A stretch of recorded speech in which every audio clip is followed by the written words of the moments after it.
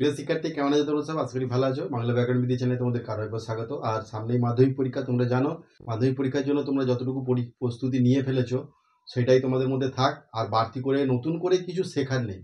অন্য একজন শিক্ষক মশাই তার মতো করে বলবেন, আমি আমার মতো করে বলবো, আর একজন তার মতো করে বলবে। তো এইগুলো তোমাদের মনের মধ্যে যখন এসে নক করবে তখন একটা গোলমালের সৃষ্টি হয়ে যেতে পারে। অর্থাৎ নতুন করে কিছু আর এখানে শেখার নেই, শুধু এখন পড়া। আর এইটা এখন এই কটা দিন 10 তারিখ থেকে তোমাদের পরীক্ষা শুরু হচ্ছে। তোমরা যদি এই পিরিয়ডটাকে খুব কঠোরভাবে পরিশ্রম করতে পারো তাহলে কিন্তু তোমাদের কাছে একটা গোল্ডেন পিরিয়ড চলবে, গোল্ডেন অপরচুনিটি একটা থাকবে। টেস্ট পেপার, তাদের জন্য টেস্ট পেপার নিয়ে এসেছি। টেস্ট পেপারে যে সমস্ত ব্যাকরণ সেকশনটা আছে, বিশেষ করে ব্যাকরণ সেকশনের মধ্যে দেখো 10 থেকে প্রায় 15 নম্বর মতো তোমরা ব্যাকরণ থেকে পেয়ে যাবে। তো এই 10-15 নাম্বার যাতে তোমাদের একটা নাম্বারও না মিস হয়, সেই জন্য আমি টেস্ট পেপারটা তোমাদের কিন্তু প্র্যাকটিস করাবো, শুধুমাত্র ব্যাকরণ সেকশনটা। দেখো, প্রথমে আমি একটা স্কুল করিয়ে দিয়েছি। প্রথমে ফার্স্ট যে স্কুলটা, আজকে যে স্কুলটা নিয়ে এসেছি, রবীন্দ্র বিদ্যাপীঠ হাই স্কুল। রবীন্দ্র বিদ্যাপীঠ হাই স্কুল যে কোশ্চেনগুলো আছে ব্যাকরণ সেকশন থেকে, ব্যাকরণ বিভাগ থেকে, সেগুলো আমি করানোর চেষ্টা করছি। দেখো, আচ্ছা, এখানে তোমাদের দেখো 1-এর 8, অল্প বিদ্যা ভয়ঙ্করী। এটি সাহিত্যের কোন বিষয়? এখানে 4টে অপশন দেওয়া আছে: ধাঁধা, প্রবাদ, অলঙ্কার আর লক্ষণা। তো এখানে হবে, এটা হচ্ছে প্রবাদ, প্রবাদের একটা অংশ। অল্প বিদ্যা ভয়ঙ্করী, এটা হচ্ছে প্রবাদ। তোমরা এই যে মাল্টিপল চয়েসের যে অ্যান্সারগুলো, এগুলো অ্যান্সার কিতে যদিও বা পেয়ে যাবে, তবু আমি একবার বলে দিচ্ছি এই কারণে এখানে একটু বুঝে নেওয়ারও ব্যাপার আছে। যেমন ধরো, এই যে অন্যকে দিয়ে কাজ করিয়ে নেয় যে কর্তা, তাকে কি কর্তা বলে? তোমরা তো যে অ্যান্সার কি আছে সেখানে উত্তরটা দেওয়া আছে, সেটা তোমরা যদি পড়ে নাও তোমরা দাগ দিয়ে দিলে, কিন্তু কেন হলো সেটা তোমরা হয়তো অনেকটা বুঝতে পারবে না। কোনো বাক্যে যদি কর্তা নিজে কাজ না করে অন্যকে দিয়ে কাজ করিয়ে নেয়, তাহলে সেই বাক্যের কর্তাকে বলা হবে প্রযোজক কর্তা। বুঝতে পেরেছো? এখানে শর্ট করে খুব দেয়া আছে। যেমন, মা শিশুকে চাঁদ দেখাচ্ছেন। অ্যাকচুয়ালি মা কিন্তু দেখছে না, মা হয়তো দেখেছেন, এর আগে চাঁদ দেখেছেন, তার কাছে নতুন কিছু বিষয় না। কিন্তু মায়ের মেন উদ্দেশ্যটা হচ্ছে শিশু যাতে চাঁদটা দেখতে পায়, সেইটা হচ্ছে তার লক্ষ্য বা উদ্দেশ্য। সেই যে দেখানোর কাজটা মা করিয়ে দিচ্ছেন, অর্থাৎ মা এখানে কিন্তু প্রযোজক কর্তা। বুঝতে পেরেছ? যেমন, লোকটি বাঁদর নাচাচ্ছেন, এই প্রশ্নটা কিন্তু প্রায়ই আসে, এই প্রশ্নটা থাকবে আশা করছি। এরকম ধরনের প্রশ্ন কয়েকটা বেশ কমন, এগুলো থাকবেই, খুব ইম্পর্টেন্ট এবং ভালো। 2খানা সন্দেশ রেখেছি এখানে। খানা হলো খানা, খানি, টি, টা, গুলো, গুলি, এইগুলো হচ্ছে সব নির্দেশক। এক বচন বা বহু বচনের ক্ষেত্রে পদের সঙ্গে ব্যবহৃত হয়, এইগুলো হচ্ছে নির্দেশক। তাহলে এখানে তোমরা এখানে দেয়াই আছে নির্দেশক, তোমরা নির্দেশকে দাগ দিয়ে দাও। দ্বন্দ্ব সমাসের ব্যাস বাক্যের মধ্যবর্তী স্থানে বসে। দ্বন্দ্ব সমাস তোমরা জানো, দ্বন্দ্ব সমাসের হচ্ছে পূর্বপদ এবং পরপদ, এই দুটো পদেরই অর্থ প্রাধান্য পায়, এবং এই দুটো পদ সংযোজন অব্যয় দিয়ে যুক্ত করা থাকে। সংযোজন অব্যয় কোনগুলো? এবং, কিন্তু, এবং, ও, আর, এইগুলো হচ্ছে সংযোজন অব্যয়। এবং, ও, আর দিয়ে যদি যুক্ত করা থাকে ব্যাস বাক্যটা, তাহলে সেটা জানবে যে দ্বন্দ্ব সমাস, এবং দুটো অর্থেই প্রাধান্য পাচ্ছে। এইগুলোকে বলা হয় অব্যয়, যেগুলো দিয়ে যুক্ত করা থাকে। যেমন, মা ও বাবা, ভাই ও বোন, ঠিক আছে, তুমি আর আমি, এই দুটো যে পদ এই সমাসের মধ্যে, দুটো পদেরই কিন্তু অর্থ প্রাধান্য পাচ্ছে। তাহলে দুটো অর্থ প্রাধান্য পাবে দ্বন্দ্ব সমাসের, এবং সংযোজন অব্যয় দিয়ে যুক্ত করা থাকবে। তাহলে অব্যয় দিয়ে যুক্ত করা থাকবে, তাহলে এটা কি লিখবে না? অব্যয়। ছায়াবৃতা সমাসটির ব্যাস বাক্য হলো, ছায়াবৃতা মানে ছায়া, আবৃত মানে ঢাকা, ছায়া দিয়ে ঢাকা, অর্থাৎ ছায়া দ্বারা আবৃতা, তাকে বলা হয় ছায়াবৃতা। তাহলে এইটা দ্বারা দিয়া কর্তৃক কোন কারক হয়? করণ কারক। তাহলে এটা হচ্ছে করণ তৎপুরুষ। তাহলে এটা কি হবে? 13টা হচ্ছে করণ তৎপুরুষ। ঘি দিয়ে আগুন নেভানো হলো, এখানে বাক্যের কোন শর্ত লঙ্ঘিত হয়েছে? বাক্য নির্মাণের ক্ষেত্রে 3টে শর্ত থাকে, তোমরা জানো। একটা হচ্ছে যোগ্যতা, একটা হচ্ছে আকাঙ্ক্ষা, আর একটা হচ্ছে আসক্তি। তো যোগ্যতা, যোগ্যতা হচ্ছে বাক্য নির্মাণের ক্ষেত্রে কোনো ভুল নেই। এখানে ঘি দিয়ে আগুন নেভানো হলো, বাক্য নির্মাণ মানে বাক্য গঠনের ক্ষেত্রে কোনো ভুল নেই, কিন্তু বাক্যটা বাস্তব সত্য নয়। কারণ আগুনের মধ্যে ঘি দিলে পারে সেটা আরো বেশি করে জ্বলে উঠবে, বরং নিভবে না। ঠিক আছে, তাহলে এখানে বাস্তব সত্যটা লঙ্ঘিত হচ্ছে। অতএব এর যে যোগ্যতাটা, প্রথম যে অপশনটা যোগ্যতা রক্ষিত হয়নি। তাহলে এটা কি হবে? যোগ্যতা। যে বাক্যে একটি সমাপিকা ক্রিয়া থাকে তাকে কি বাক্য বলে? সেটা হচ্ছে সরল বাক্য, তোমরা জানো। সেটা কোথায় থাকা হয়, 1-16 কোথায় থাকা হয়। উল্লেখিত বাক্যে প্রাধান্য পেয়েছে, কি প্রাধান্য পেয়েছে? কোথায় থাকা হয়। এখানে না আছে কর্ম, না আছে কর্তা, তাহলে কে প্রাধান্য পাচ্ছে? এখানে ক্রিয়া প্রাধান্য পাচ্ছে। অতএব এটা ভাব বাচ্য। তাহলে এখানে ক্রিয়া প্রাধান্য পাচ্ছে, এটা হবে ক্রিয়া, এটা হবে ক্রিয়া প্রাধান্য পাচ্ছে। বোধ হয়, মনে হয়, হয়তো শব্দগুলি ব্যবহৃত হয় কি ইতিবাচক বাক্যের ক্ষেত্রে, না সন্দেহবাচক বাক্যের ক্ষেত্রে, না জটিল বাক্যে, না কি ভাব পাচ্ছে। এটা তোমরা জানো। বোধ হয় আমি গিয়েছিলাম, মানে নিজের মধ্যে একটা কনফিউজ হচ্ছে, একটা সন্দেহ হচ্ছে, তাহলে এটা হচ্ছে সন্দেহ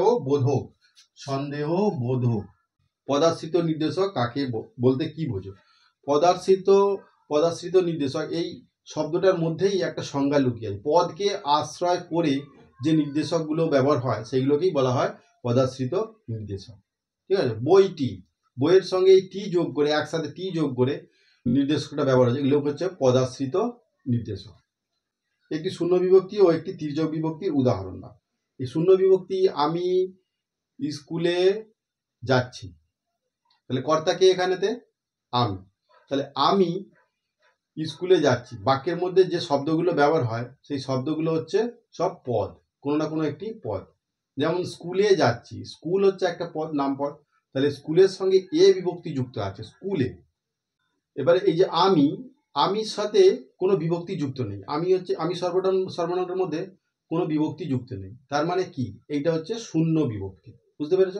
আর তির্যক বিভক্তি কি না? তির্যক বিভক্তি হলো, এর আগের ভিডিওটাতেও বলেছি, তির্যক বিভক্তি হলো যে বিভক্তিগুলো সমস্ত কারকেই ব্যবহৃত হয়, সেই বিভক্তিগুলোকে বলা হয় তির্যক বিভক্তি। যেমন এ, অন্ত্যস্ত, তে। যেমন আমি ঘরেতে আছি, কোথায় আছি? ঘরেতে আছি, অধিকরণ কারক। বুলবুলিতে ধান খেয়েছে, বুলবুলিতে, তাহলে কে ধান খেয়েছে? না বুলবুলিতে, তাহলে বুলবুলিতে হচ্ছে কর্তৃকারক। এইরকম ছুরিতে হাত কাটলো, কিসের দ্বারা হাত কেটে গেল? ছুরির দ্বারা, অর্থাৎ ছুরিতে হাত কাটলো, তাহলে ছুরিতে, এটা হচ্ছে করণ কারক। তাহলে এই তে বিভক্তিটা হচ্ছে তির্যক বিভক্তি।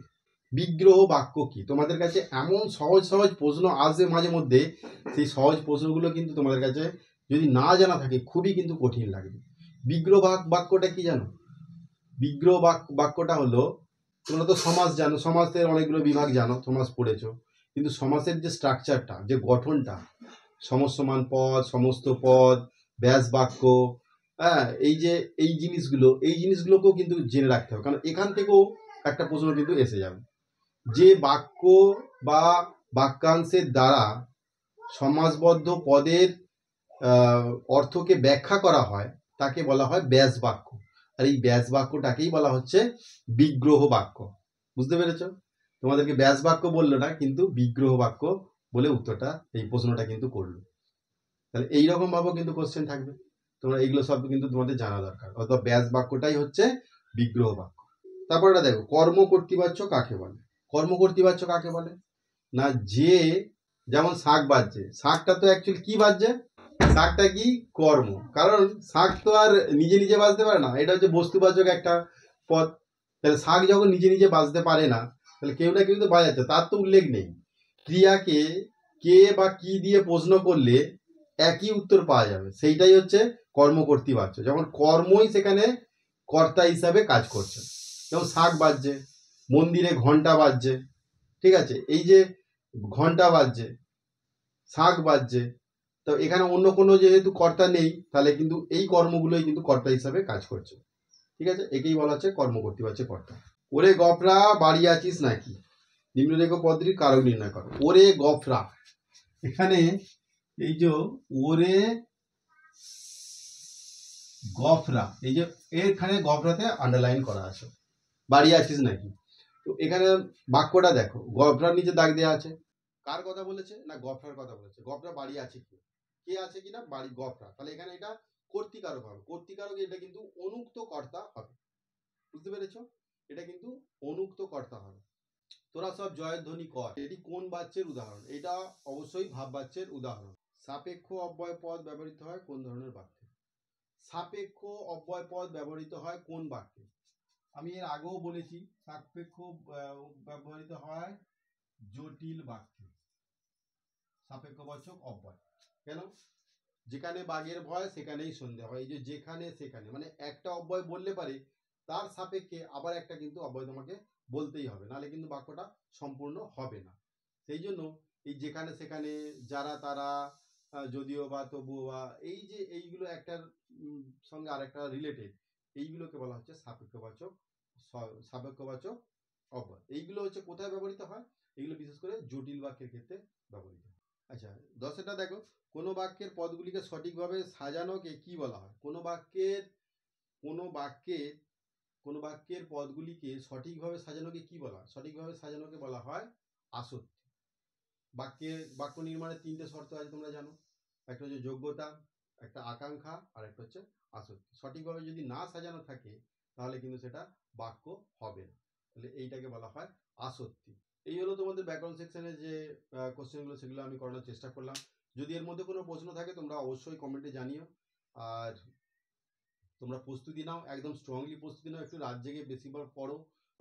আর যদি ঘুম টুম পায় একটুখানি তোমরা কিন্তু, যদি কাছে মোবাইল থাকে, একটু মোবাইলটা 10 মিনিট দেখে নিও বা আধ ঘন্টা দেখে নিও, দেখবে যে মাইন্ডটা আবার একটু ফ্রেশ হয়ে গেছে, আবার তোমরা কিন্তু পড়তে বসো। আমিই বলছি এটা মোবাইলটা দেখার জন্য, কারণ এর মধ্যে একটা মাইন্ড চেঞ্জিং এর ব্যাপার আছে। কারণ তুমি রাত্রে যখন পড়ছো তখন তো অন্য কোনো কিছু করার আর উপায় নেই, বা বাইরে থেকে হেঁটে আসার বা একটু ঘুরে আসার সেই স্কোপটা নেই, সেই সুযোগটা নেই। প্রথমে আমি কি বলছি, যে একটু মোবাইলটা হয়তো তোমরা দেখে নিও, কারণ তোমরা মোবাইল দেখো, আমি যেটা জানি।